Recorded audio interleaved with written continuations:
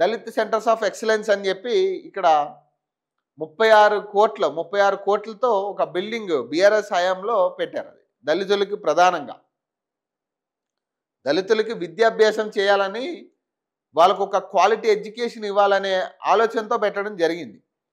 నేను ఇది బీఆర్ఎస్కి సపోర్ట్గా మాట్లాడడానికి కూడా కాదు ఇది.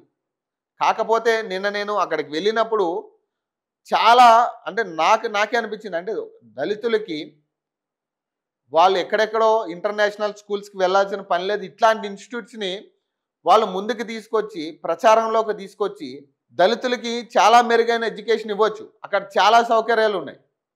ఆడిటోరియంస్ కానీ, సెమినార్ హాల్స్ కానీ, సిస్టమ్స్ కానీ, టోటల్ ఇంటర్నేషనల్ ఎడ్యుకేషన్ అందించే ప్రాసెస్ అంతా ఉంది అక్కడ. మరి గవర్నమెంట్ 2 సంవత్సరాలు అయింది వచ్చి, కనీసం ఆ సెంటర్ ఉందన్న విషయం ఇప్పటికీ వాళ్ళకి తెలిసి ఉండకపోవచ్చు.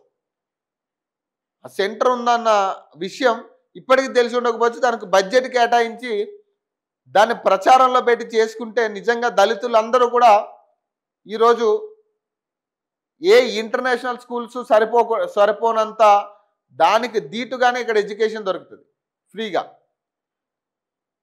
గవర్నమెంట్ అందించవచ్చు.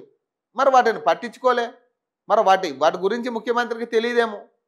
మరి ఇట్లాంటివన్నీ మనం హామీలు ఇస్తే జూబ్లీహిల్స్ ప్రజలకు ఉపయోగం, కానీ ఏదో జరిగిపోతుంది భయభ్రాంతులను గురి చేసి ఎందుకు ఇవన్నీ కూడా, అంటే ఒక ముఖ్యమంత్రి స్థాయిలో మనం మాట్లాడాలి.